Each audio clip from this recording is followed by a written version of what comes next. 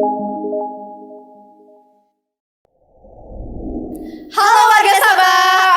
Selamat datang di podcast Calon Ketua OSIS SMA Negeri 1 Batu Jajar periode 2021-2022. Sebelumnya, izin memperkenalkan diri, nama saya Faura Fitri Sartika selaku MC pada podcast kali ini. Di sini saya bersama Teh Amanda, calon Ketua OSIS nomor urut 4. Halo Teh Amanda. Halo juga Teh Fau. Silakan Teh untuk memperkenalkan diri terlebih dahulu. Baik. Halo warga Sabah, sebelumnya perkenalkan nama saya Amanda Soraya. Teman-teman saya biasa manggil saya Amanda. Saya berasal dari kelas 11 Ilmu Bahasa dan Budaya. Untuk visi misi saya sebagai calon ketua OSIS, visi saya adalah cipta, cermat, inovatif, produktif, tanggung jawab, dan aktif. Untuk misi saya mungkin Akang Teteh bisa melihatnya di postingan IG @mpksabah, jangan lupa di follow juga. Lalu untuk program kerja saya adalah Sabah Expo. Sebelum mulai Q&A-nya nih, saya punya jargon loh Teh. Apa itu Teh? Nanti pas saya bilang nomor 4, Teteh bilang for you, for all, for seman 1. Begitu ya Teh, boleh kita coba? Ayo. Nomor 4, for you, for all, for seman 1. Yeah. Keren Teh. Sebelumnya nih, apa kabar nih Teh? Baik, Alhamdulillah. Apa aja nih Teh persiapan Teteh nih untuk menjadi ketua OSIS? Untuk persiapannya sangat banyak sekali, dimulai yang dari awal tuh visi misi, program kerja, lalu persiapan mental dan fisik juga, sehingga saya mencapai titik ini, mencapai 4 besar ini sebagai calon ketua OSIS. Begitu. Gak nyangka banget ya Teh Ya, ada sangat di gak titik nyangka, ini. aduh. Persiapannya juga berarti udah matang banget ya. Ya, siap. Nah Teh, di sini saya sudah menyiapkan pertanyaan-pertanyaan nih dari warga Sabah yang harus Teteh jawab. Bagaimana Teh? Siap? Siap sekali. Langsung saja kita ke pertanyaan yang pertama. Rangkaian acara pada program Kerja Sabah Expo sudah ada di tahun ini. Lalu, inovasi seperti apa yang Teteh ciptakan pada program kerja tersebut? Nah, untuk Sabah Expo ini tuh program kerjanya kan emang ada webinar itu tuh sudah dilaksanakan. Cuma kita tuh emang lebih ingin mengembangkan gitu. Dan ini juga nggak sekedar selingkup sekolah, melainkan antar sekolah juga. Seperti pengembangan Pramoda Podcast, kita juga di sini mengembangkan Pramoda Podcastnya. Lalu juga ada acara seminar, webinar, lalu lomba cerdas cermat lain-lain yang kita buat lebih inovatif gitu, agar gak ngebosenin atau ke tahun-tahun sebelumnya gitu. Jadi kita akan lebih meningkatkan lagi begitu Teh. Baik Teh, bagaimana nih Teh tipe kepemimpinan menurut Teteh? Tipe kepemimpinan menurut saya ya bertanggung jawab, dapat menjadi teladan yang baik atau role model yang baik bagi siswa dan yang lainnya. Lalu juga dia tuh aktif, amanah, terpercaya, dan lain sebagainya yang bisa menjadi tipe-tipe pemimpin yang baik dan benar. Gitu. Baik Teh, lalu apa Teh arti sukses menurut Teteh itu?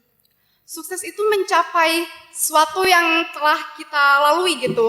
Dari prosesnya kita, kalau menurut sukses itu kalian menarik juara 1, itu tuh enggak juga. Karena sukses itu berawal dari perjuangan-perjuangan kita yang telah kita lalui, lalu hasil yang mencapaikan, meskipun kita tidak mencapai hasil yang kita inginkan, seenggaknya kita sudah berusaha lebih baik gitu. Jadi menurut saya sukses adalah sudah berusaha lebih baik dari hari sebelumnya gitu. Jadi lebih ini perjuangannya ya. Lalu Teh, apa yang akan Teteh lakukan ketika salah satu atau lebih anggota Teteh terlalu aktif dalam melakukan sesuatu dan terkesan berlebihan? Kalau dijelaskan nih aktifnya seperti apa ya? Dia tuh dalam hal apa? Aktif misalnya tuh aktif dalam organisasinya gitu Teh. Kalau itu malah lebih bagus sekali gitu. Ada anggota saya nih yang aktif, wah dia menunjukkan potensi dirinya, dia mengeluarkan semua potensi-potensinya. Bolehlah kita inilah gitu berdirikan dorongan juga gitu agar dia semakin aktif. Dan punya anggota yang aktif itu tuh sangat penting sekali, perannya sangat besar gitu. Itu juga akan mempengaruhi reputasi kita, pasti akan semakin baik lah dengan adanya anggota kita yang aktif begini. Tapi Teh kalau misalnya terlalu berkesannya berlebihan itu bagaimana Teh? Untuk berlebihan, kita lihat dulu nih, kalau berlebihan itu ke arah positif, ya tentu gitu kita didukung dengan dorongan yang kita semampunya gitu. Tapi kalau aktif yang mengarah ke hal-hal yang kurang baik, pasti kita juga ngasih tahu dia, amanahin dia bagaimana harus ke depannya gitu, harus seperti apa, seperti itu. Lalu Teh, selanjutnya bagaimana keterkaitan visi misi Teteh dengan visi misi sekolah? Baik, di visi misi saya kan ada tanggung jawab. Lalu untuk di visi sekolah juga ada taat gitu. Dan jadi ini berkesinambungan lah. Lalu di misi sekolah itu ada membuat siswa-siswi semua satu jajar itu pada saat menjadi alumni memiliki prestasi akademik dan non-akademik yang bagus. Dan divisi saya juga ada hal seperti itu. Justru ini berkesinambungan dan berjalan lalu selaras juga gitu dengan visi misi sekolah. Begitu. Baik Teh, lalu Teh, apa yang Teteh ketahui tentang kepedulian dan bagaimana cara Teteh meningkatnya sedangkan hal tersebut harus datang dengan sendirinya dan tidak bisa dipaksakan? Tentang kepedulian, mengenai tentang kepedulian. Baik, soal kepedulian itu memang harus ada rasa dari diri dalam kita sendiri. Namun kita pasti punyalah inovasi yang bakalan memercik mereka gitu buat mereka tuh peduli.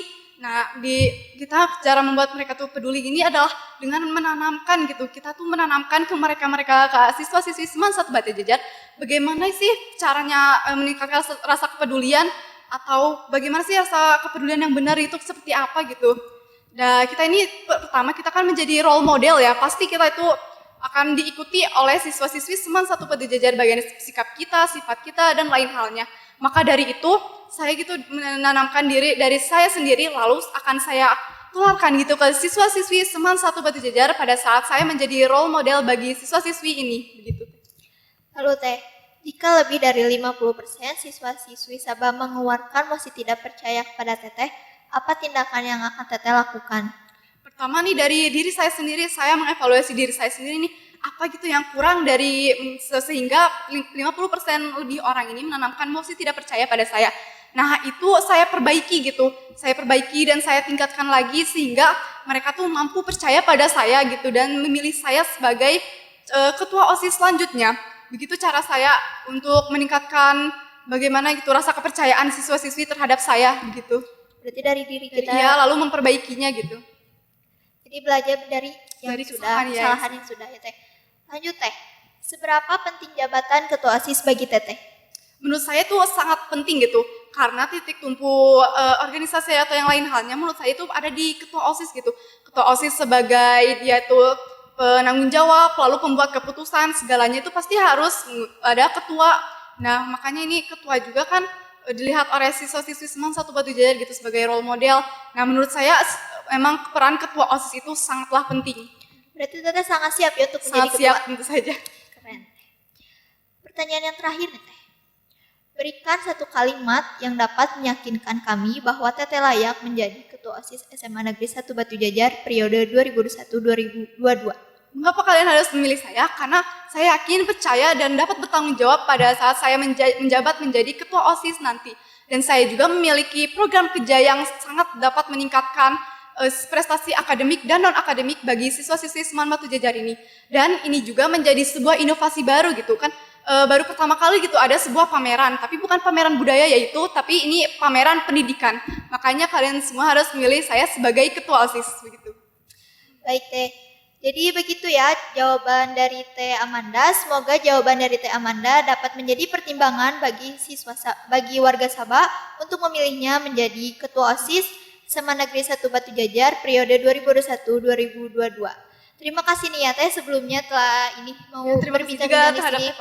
Terus sebelum mengakhiri podcast kali ini saya punya jargon nih Teh. Wah, apa tuh Teh? Jargonnya demokrasi sehat untuk pemimpin hebat. Kita bareng-bareng ya Teh. Boleh Teh.